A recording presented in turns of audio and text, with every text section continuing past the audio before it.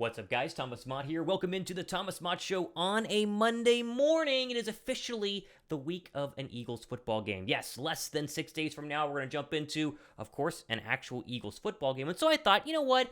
Why not, instead of just predicting the Lions game, which we're going to get into a preview later on this week, thumbs up and subscribe for that. Full preview. The Lions are a interesting football team. Should be a dub, should be a double-digit dub. The question is, where could they give Philadelphia some fits? We'll talk about that coming up in a future video, so make sure you guys are subscribed. First, though, I want to go ahead and jump into week by week, a week-by-week look at the Eagles schedule and give you my predictions, because I think Philadelphia is going to absolutely ball out this year. I think they're going to be really, really good, win the NFC East, have a top 1, 2, maybe even 3 seed in the NFC, and so I'm going to show you how they get there going one by one on their schedule. Now, again, can I be wrong? Sure. But will I be wrong? Probably not. Also, stay to the end because we're going to get into my NFC East rankings and tell you where I think the Cowboys and the Giants and the Commanders are going to go ahead and rank. So, here we go. Here's your schedule, courtesy of ESPN.com. You guys know how this basically goes. It's funny as we go through this, one by one, how many bad quarterbacks the Eagles are actually playing. There are not a lot of very good ones. We'll start with, of course, week 1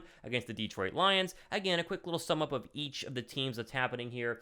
You know, Detroit is going to be a lot better than they have been. I think they can actually, push for 7 or 8 wins this year. But Philadelphia is better on every single front. You can't think of a front where the Lions are actually a little bit better. Maybe their running backs are probably a little bit better, but this is a very good run defense for Philadelphia, even better with the addition of Jordan Davis this year. 1-0 right there. Philadelphia obviously wins that one. Minnesota week 2 is tricky. It's going to be a very tricky matchup because they're going to provide, I think, some fits. I think Kirk Cousins has a very good offense overall. The offensive line has gotten a lot better. Their corners are the issue. I think A.J. Brown and Devontae Smith are going to ball out against the young Minnesota cornerbacks who just really aren't that great, in my opinion. Make it 2-0 for Philadelphia. Then you go ahead and get to the Washington game. That's the Carson Wentz, I guess, reunion game, even though it's at Washington. I think the Commanders is probably the second or third best team in the actual division.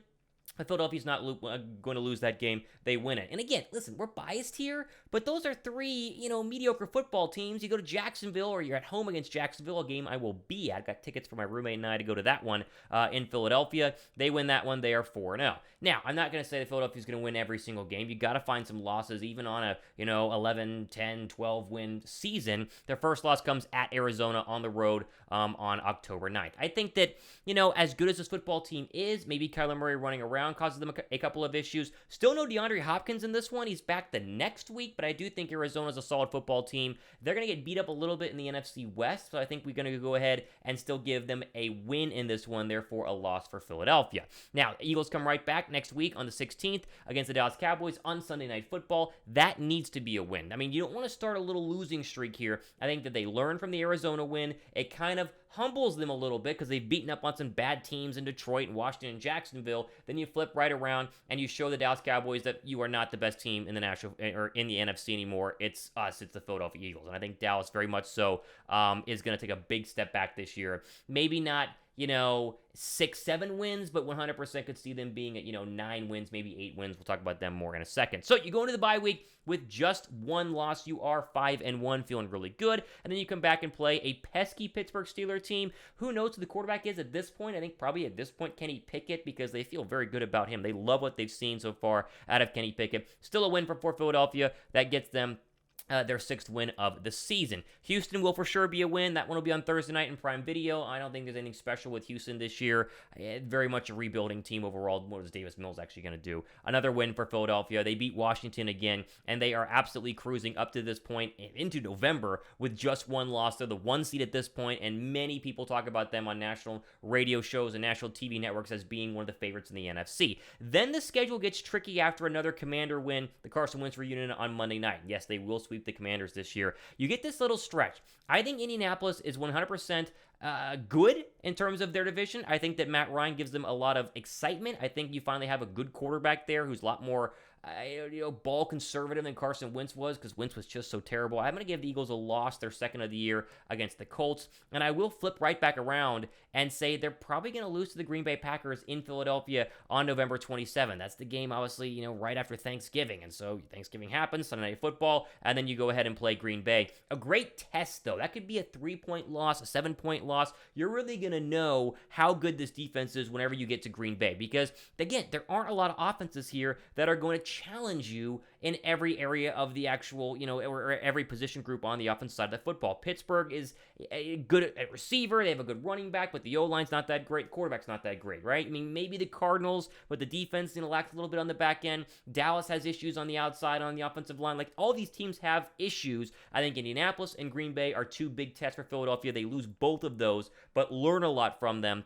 They're sitting going into the month of December with 3 losses. You beat Tennessee. I think at that point you're 100% going to be seeing Malik Willis, rookie quarterbacks, meaning that the season is basically all but for naught because they're obviously benching Ryan Tannehill. You win that game. You beat the New York Giants as well, who are going to have a rough year. I think you're going to eventually see them move off of their starting quarterback and Daniel Jones. They will be in the Bryce Young and CJ Stroud sweepstakes probably in 2023, which is bad news for everyone in Philadelphia because we want the Giants to stay bad, but they're not going to. This is going to be an up-and-coming Giants team in the future, just not this year once they draft a good quarterback, because I like Brian Dable.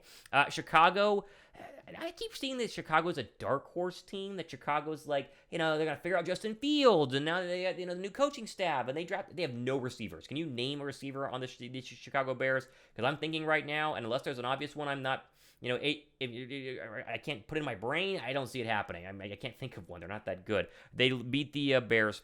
And they are absolutely cruising here with just a couple of losses. Their 4th loss will come at Dallas. You always split with Dallas. This is Christmas Eve. It would stink to lose on Christmas Eve, but I do think Dallas is really fighting for a wild card spot at this point. Philadelphia very much in as either a 1 or a 2 seed. I think that they might let up a little bit, not on purpose, but I could see them losing 1 of 2 to Dallas. I take the one on the road there to bring them to 4 losses. You beat the Saints, who are also fighting for a playoff spot here. You virtually eliminate them. We hate the Saints. It's always fun to go ahead and eliminate the crybabies down south. And then finally, you end on the 8th of January against the Giants. I think you're resting people. I think Philadelphia at this point, with only 4 losses, is most likely a 1 or a 2 seed. Let's say that they're a 2 seed and they can't improve to a 1 seed. They're resting starters here. And so, you're bringing Gardner Minshew, you're bringing all the backups here, and you're 100% probably going to lose to a pesky Giant team who's trying to scrap out their 6th win of the year, their 7th win of the year, whatever it is. So I think you end there, though, at 12-5. And I think 12-5